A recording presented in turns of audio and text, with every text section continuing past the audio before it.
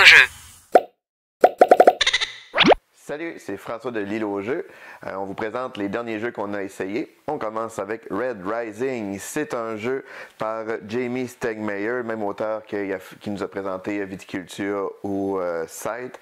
C'est un jeu pour 1 à 6 joueurs, les parties d'environ 60 minutes, 14 ans et plus. C'est un gros coup de cœur, on a vraiment adoré ça. C'est un jeu de cartes en fait, là. C'est une grosse boîte, il y a énormément de cartes. Toutes les cartes sont différentes, puis c'est un jeu de combo.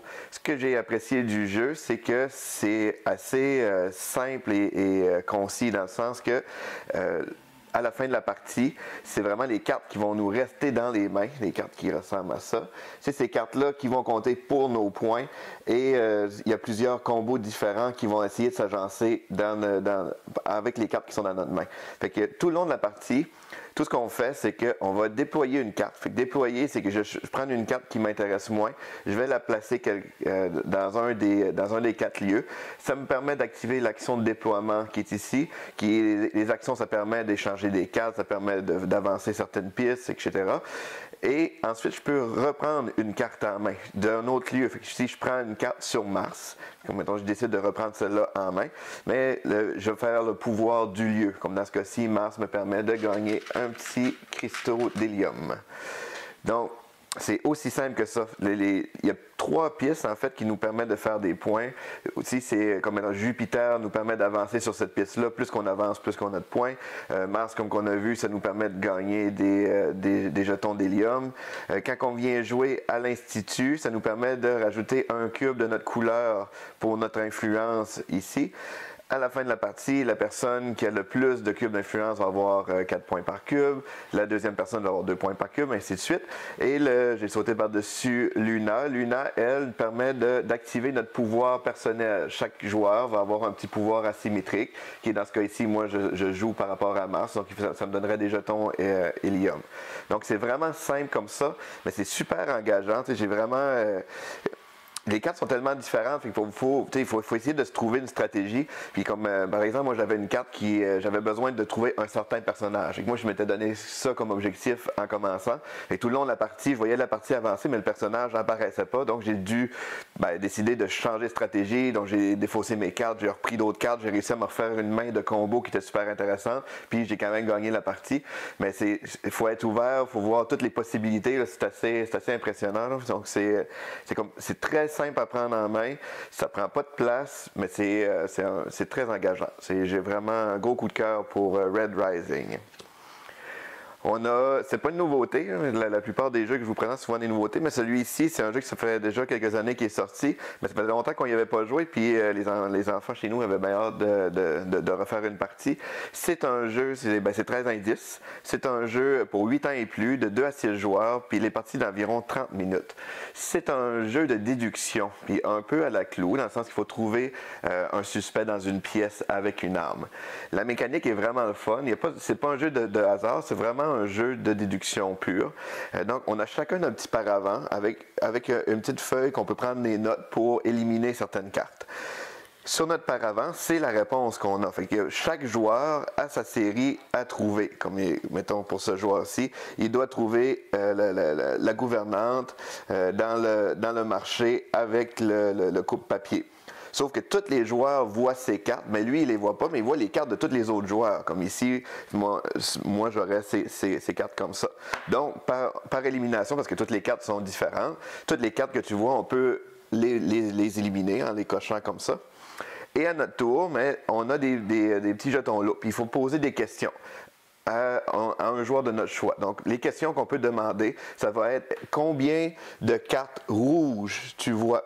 Fait que c'est vraiment selon les cartes qu'on va voir. Fait que si moi, dans ma périphérie, à moi, je vois seulement qu'une carte rouge et le joueur que j'y pose la question me répond qu'il voit seulement qu'une carte rouge, ça confirme que les cartes devant moi ne seront pas rouges parce qu'il en voit seulement qu'une. Fait que on peut y aller vraiment par élimination comme ça, mais on peut y aller par les couleurs, on peut y aller par les lieux. Fait qu'on peut demander combien de lieux extérieurs vous voyez, de lieux intérieurs, des armes de poing, des armes à distance.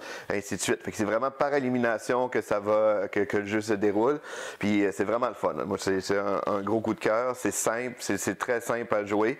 C'est sûr que le jeu mentionne à partir de 2 joueurs, mais l'idéal, c'est de jouer au moins à 3 joueurs pour avoir une meilleure interaction là, entre les joueurs, puis plus facile, plus de déduction. Là.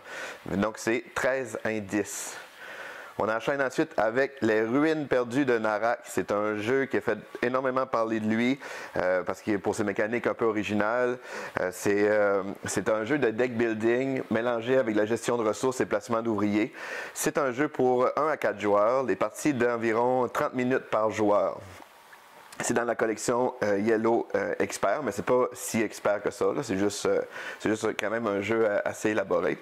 La façon que ça fonctionne, c'est que c'est un deck building. Pour ceux qui ne connaissent pas le concept de deck building, c'est on part avec un certain paquet de cartes, puis au fil de la partie, on va acheter des cartes dans un marché qu'on va ajouter à notre propre pile.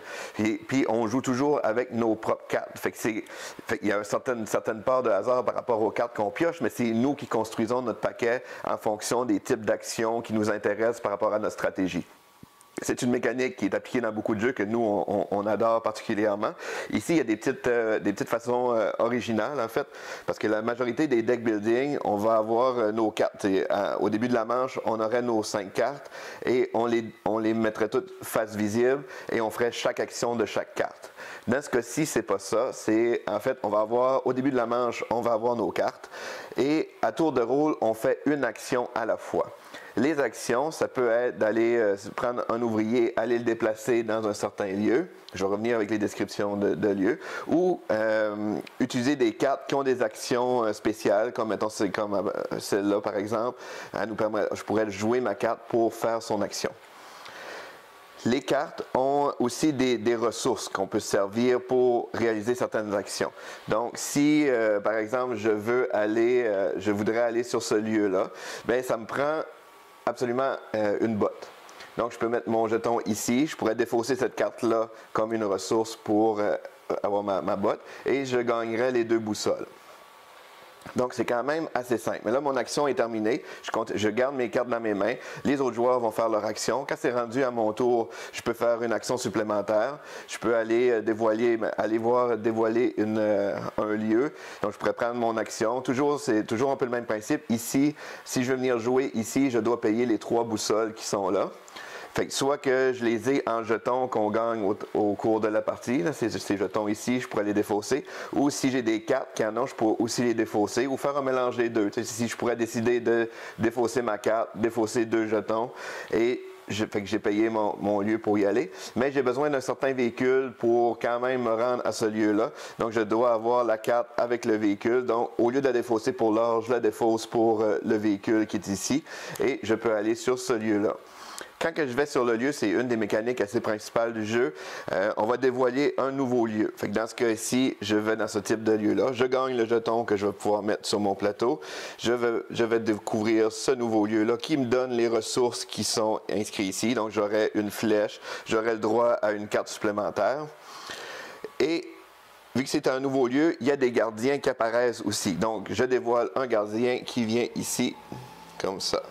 Les gardiens, ce qui permettent, bien, premièrement, si qu'à la fin de mon tour, je suis sur un lieu qui a un gardien, il m'effraie. Donc, je vais avoir des cartes négatives, comme ça que je vais rajouter à mon deck. Si je ne veux pas avoir ces cartes-là, je peux payer les ressources qui sont ici pour amadouer le gardien, dans un certain sens. Donc, je pourrais payer 2 boussoles, une flèche, et je gagnerais le gardien qui me donnerait des points en fin de partie, en plus d'avoir un petit bonus qui peut m'aider aussi au cours de la partie. En gros, c'est ça la mécanique du jeu. Les actions qu'on peut faire, c'est aller acheter des cartes au marché qui nous permettent de faire plus de conversion de ressources, qui en gagner d'autres. On peut découvrir des lieux. Il y a des lieux plus avantageux, mais qui coûtent plus cher pour se rendre là. On a cette piste-là ici aussi qu'on peut avancer dedans. Fait qu'on explore avec notre look qui permet de gagner des jetons spéciaux. Et on peut aussi avancer avec notre livre pour les prendre en note. Quand on avance notre livre, ça nous permet de gagner des jetons spéciaux qu'on peut installer sur notre plateau, qui permettent aussi de faire des actions spéciales en cours de partie. Et on peut même, il y a certaines places qu'on peut améliorer notre personnage en le tournant ici, dépendamment dans quel niveau qu'on se rend ici. Plus qu'on se rend loin, plus qu'on peut débloquer de points. On peut aller chercher des genres de parchemins ici qui donnent encore plus de points. Donc c'est vraiment un jeu avec une grosse course aux points un peu partout sur le plateau. C'est un jeu qui est assez simple à prendre en main aussi, surtout si on est habitué avec la mécanique de deck building en général. Mais c'est très rafraîchissant comme mécanique. C'est un très beau jeu. On a beaucoup aimé. Donc c'est les ruines de Narak. L'île au jeu.